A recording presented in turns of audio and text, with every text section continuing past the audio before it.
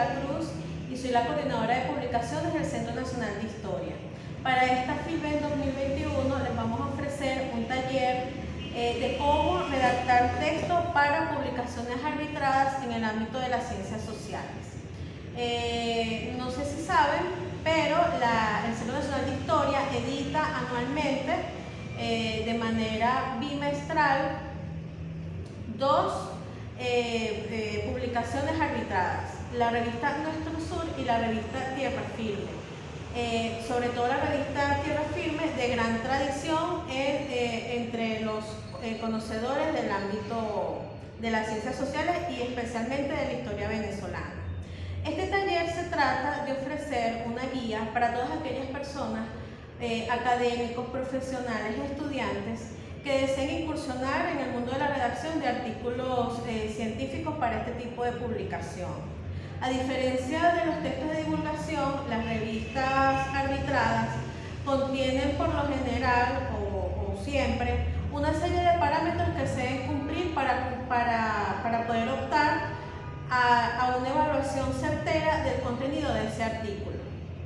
Para quienes ya han utilizado este tipo de revistas para estudiar, para investigar, hay que recordar que por lo general estos artículos tienen que tener una extensión y también una estructura específica, porque son materiales de circulación en el ámbito académico y que por lo general también presentan perspectivas innovadoras, investigaciones nuevas, a partir, por supuesto, de marcos teóricos y referenciales que van a servir para analizar, examinar o indagar aquel evento, hecho, obra o cualquier otro tipo de aspecto que se plantee en la investigación.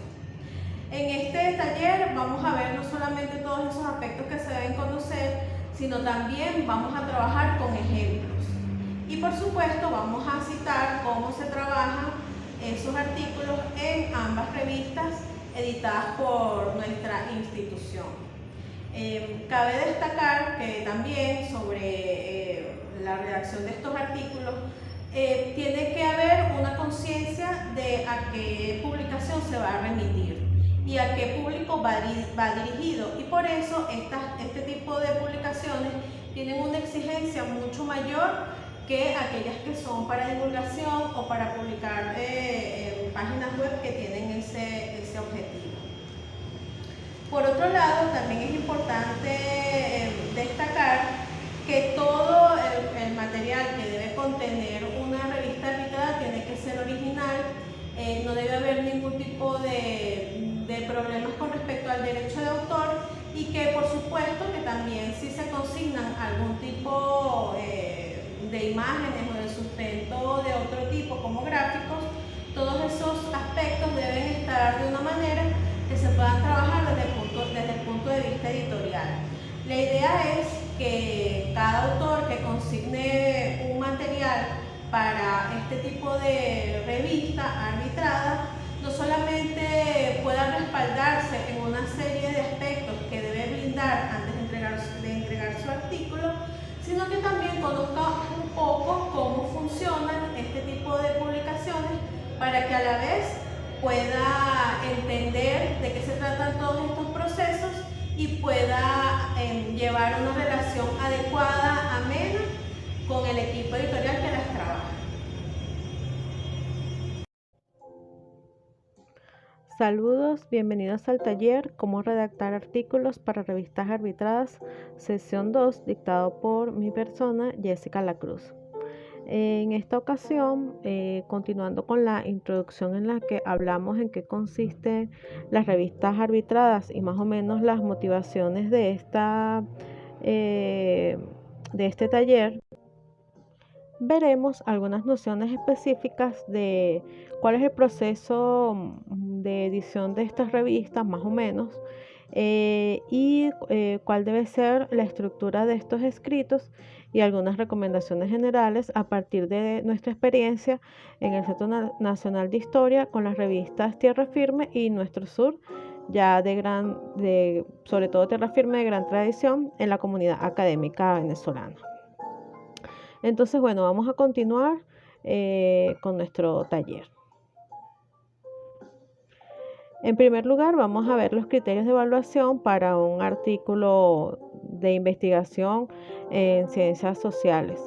Los criterios de evaluación para estos artículos y que por lo general nos pueden servir a la hora de presentar uno a cualquiera de estas entidades es primero considerar la relevancia y pertinencia del tema, es decir, cuál es la importancia del tema que se está tratando allí y cuál es el interés que puede presentar para la comunidad, para esa comunidad en específico, esa comunidad académica y para los lectores. La segunda es la argumentación de las ideas. Por supuesto, si se trata de un artículo de investigación, quien lo presente o quien lo realice se va a proveer de todo un bagaje de estudio, de examen, de bibliografía y por supuesto de reflexión y de análisis propios para poder desarrollar lo que propone allí. Otro punto importante es la coherencia, es decir, que las ideas vayan enlazadas de la manera más adecuada posible y que logren un ritmo pertinente, un ritmo adecuado para poder ir desarrollando el contenido. Lo siguiente es una bibliografía adecuada y actualizada. En este sentido, bueno, sabemos que todos los temas o cada tema posea como en primer lugar, un canon de lecturas, ¿verdad? Para su enfoque, para su estudio o para su abordaje. Y además, aparte de eso, revisar siempre cuáles son publicaciones similares o en torno a ese tema, cuáles publicaciones se han realizado últimamente, ¿no? Y qué se puede tomar de ellas.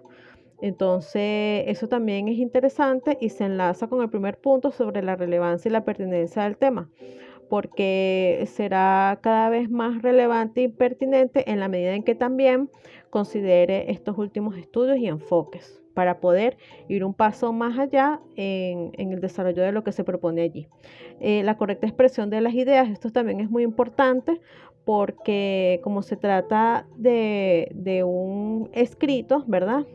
La madera principal son las palabras, la expresión, de cómo se expresan los análisis y las ideas allí propuestas. Entonces, de verdad que esto es lo que permite también que ese artículo sea un vehículo de comunicación adecuado.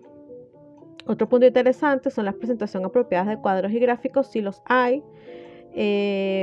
Deberían ser siempre un complemento de lo que se propone allí y pueden funcionar o incorporarse dentro del escrito si se hace referencia a ellos específicamente o como anexos si son mucho más extensos y se quiere como ofrecer una información extra.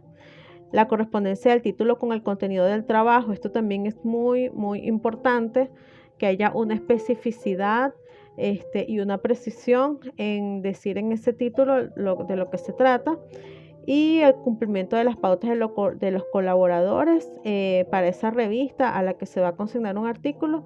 Es recomendable siempre leer primero estas pautas antes de mandar un artículo, de manera que solo requiera probablemente ajustes, ¿no? Y no sea devuelto por el incumplimiento de alguna de ellas.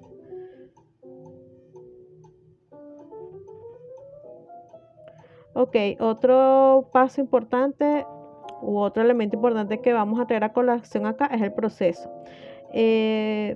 A la hora de enviar un artículo, creo que es importante que los autores conozcan cuál es el proceso por el que pasa el mismo, ¿no? A fin de evitar confusiones y comprender perfectamente el trabajo que se realiza con esos materiales que son recibidos en una revista arbitrada. Entonces, bueno, a grandes rasgos, esta estructura puede variar, ¿no? Pero básicamente, este es un esquema bastante sencillo y como pueden ver, abarca desde la consignación del artículo. Luego ese artículo pasa una revisión y un arbitraje inicial, ¿verdad? O una revisión inicial para ver si es necesario continuar con el proceso. Luego, en esa revisión inicial donde se corrobora básicamente que cumple con la estructura, que el tema va acorde con las publicaciones de la revista, se asigna a un árbitro e investigadores expertos en esa área, ¿no? Para que evalúen justamente si la investigación se ajusta a los parámetros dentro de esa área y si cumple también con todo el bagaje bibliográfico adecuado para ella. Luego el dictamen del Consejo Editorial sobre el informe de los árbitros, ¿verdad? Como para dar una aprobación de ese contenido. Luego viene la compilación de artículos aprobados, ¿verdad? Y su decisión, en qué número se va a incluir, si va a formar parte de un dossier especial o de un número ordinario, ¿no? Por ejemplo. Luego el trabajo de producción editorial del número, que se refiere a la corrección, edición del original y el montaje. Después el envío de notificaciones a colaboradores y árbitros, un aviso de que la revista ya está lista. Y luego la aprobación del arte final. ¿Verdad? Que esto es cuando ya la revista está a punto de salir para publicarse, y luego la publicación en sí impresa y o digital. Por supuesto, estos pasos pueden seguir en cuanto a la disposición a la venta, etcétera, pero básicamente esto es lo que le quería mostrar para que más o menos supieran en qué consiste este tipo de artículo y por qué implica mucha más concentración, mucha más organización y como mucha más atención sobre lo que se va a proponer. Bueno, el tercer punto importante es la estructura. La estructura de un artículo de investigación, por lo general, es el título, por supuesto, en español y en inglés. Este título puede tener título y subtítulos. Y con respecto al idioma, hay revistas que lo piden también en francés y en portugués. Eso puede variar, ¿no? En caso de que se pida en español y en inglés el título, por ejemplo, todos los demás elementos, como el resumen y las palabras clave, también se pedirá en español y en inglés. Y probablemente también el breve currículo del autor, ¿ok? Entonces, bueno, aparte del título, se requiere de un resumen en español, de por lo general una extensión de 1000 caracteres con espacio, o también pueden ser 250 palabras, más o menos. 3 palabras claves en español e inglés, nombre del autor y el breve currículo vitae de 200 caracteres y correo electrónico. Eso también suelen pedirlo para que, bueno, el contacto de la persona, del investigador, esté a mano para cualquier consulta de la comunidad académica. Luego viene el cuerpo de la investigación, ¿verdad? Que es lo más importante, que es el contenido de unas 25 o 30 páginas. También esto puede variar. La lista de referencias bibliográficas es muy, muy importante, y los anexos. Con respecto a la lista de referencias bibliográficas y al aparato crítico, debe consultarse cuál es la metodología a la que se ciñe la revista donde la persona va a publicar, ¿verdad? Donde va a enviar su artículo, a fin de hacer las adaptaciones necesarias en ese sentido. Con respecto al contenido, me parece importante traer este esquema, ¿verdad? Publicado por un artículo que se titula Guía Práctica para publicar un artículo en revistas latinoamericanas, y que se puede consultar en el link descrito más abajo, ¿no? Ellos colocaron aquí un esquema, ¿verdad? Donde describen qué es lo que debería contener cada una de las partes. Entonces vemos en este esquema como, por ejemplo, el título debe ser claro, corto, pertinente y atractivo, a pesar de que, bueno, es una revista de carácter científico, de investigación. No por ello se deja de lado el atractivo que tiene que tener ese título. Por otro lado, debe expresar tema, propósito, metodología y diseño, y qué quiere vender mi artículo. De una u otra manera, bueno, aspiramos a que todo lo que se publica sea leído, y ese toque de atractivo y de interés tiene que tenerlo desde el título, porque es por lo general lo que más leen los lectores. A partir de la lectura del título, un lector puede elegir si ese contenido le interesa o no, sin haber leído otras partes. Entonces es fundamental ser claros desde el principio y si tiene ese plus de que puede enganchar a los lectores, más allá del interés para estudiar o realizar una investigación, eh, es maravilloso. Entonces, bueno, tenemos luego el resumen y palabras clave, máximo 250 palabras más o menos, y recomienda la técnica IMMRD. ¿Qué significa la técnica IMMRD para la redacción de resúmenes? Bueno, que el resumen tiene que tener una introducción, materiales y métodos, resultados, discusión y conclusión. A eso es a lo que se refiere básicamente. El siguiente punto se refiere a la introducción del artículo como tal, que debe expresar cuál es el problema que lo llevó a investigar, es decir, cuál fue esa inquietud que dio origen a elegir ese tema y más o menos bajo qué ruta, ¿no? Y bueno, allí queda evidenciado cuál es el aporte de ese estudio. Debe responder a la pregunta por qué hizo el artículo. Luego vienen los materiales y métodos, que es cómo se hizo el estudio, los resultados y la discusión, qué significan los resultados, a dónde apuntan, y las conclusiones, que apoya lo que decimos. Les invito entonces a revisar ese artículo si les interesa ampliar este tema, porque de verdad me parece bastante interesante. Por último, tenemos las recomendaciones, y se trata de lo siguiente. En primer lugar, tener claridad sobre la visión y el enfoque del trabajo, cuál es su aporte en cuanto al tema o la línea de investigación que propone. Eso es algo que tiene que quedar claro desde el principio, inclusive desde que se propone la investigación. Bueno, de hecho, en el ámbito académico es algo bastante común de que se pida o se exija este parámetro, ¿no? La redacción debe ser clara y directa, sin circunloquios, subtramas o anécdotas que desvíen la atención del tema principal. Mantener el enfoque en el objeto de investigación, por qué se eligió el estudio, la documentación y la bibliografía utilizada, así como los hallazgos y conclusiones. Antes de enviar el artículo, asegurarse de que la revista es apropiada para la línea de investigación del autor, así como la conformidad con sus políticas de derecho de autor y condiciones de publicación.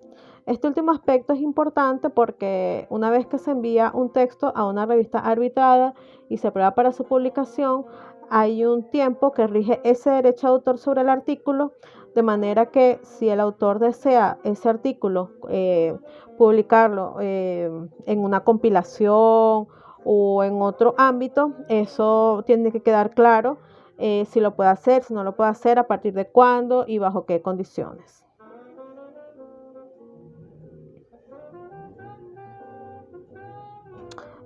Por otro lado, es importante revisar las normas para colaboradores de las revistas arbitradas a fin de preparar el escrito tomando en cuenta estas exigencias. Acá, bueno, es fundamental verificar la adaptación, si ese artículo se adapta a estos parámetros. Confirmar que se cumplan los requerimientos éticos y legales en cuanto a que el contenido sea original y las citas, directas e indirectas, estén debidamente indicadas. El autor es el principal responsable del contenido del artículo. Los editores no deben eliminar, agregar ni modificar el contenido de este, solo llevan a cabo ajustes de forma. Por supuesto, tratándose de revistas especializadas, los autores tienen que tener mucho cuidado con respecto a que una cita no pase como un texto propio, bueno, considerando que a veces los procesadores de texto tienen una manipulación un poco sensible y todo este asunto. Entonces eso tiene implicaciones legales porque el plagio, por supuesto, es un delito y bueno, lo ideal es no caer en ese tipo de cuestionamientos, ¿no? Ni siquiera que lo atajen los árbitros porque no es lo adecuado. Y por cierto, por supuesto, aclarar que los correctores y editores no deben modificar el contenido a menos que, por supuesto, el autor pida alguna modificación puntual. O bueno, por supuesto, haya alguna duda, alguna ambigüedad y los editores y correctores consulten al autor. Si se reciben sugerencias para mejorar el texto o correcciones, hay que tomarlas en cuenta de forma objetiva, pues tienen una intención constructiva. Por supuesto, un texto siempre es como un hijo y a veces hay cierta resistencia a aceptar este tipo de señalamientos, pero cuando ocurren siempre es para mejorar el texto, y si el autor está en desacuerdo con algunos de ellos, bueno, lo puede expresar debidamente y se puede llegar a un acuerdo o se puede reparar lo que haya que hacer.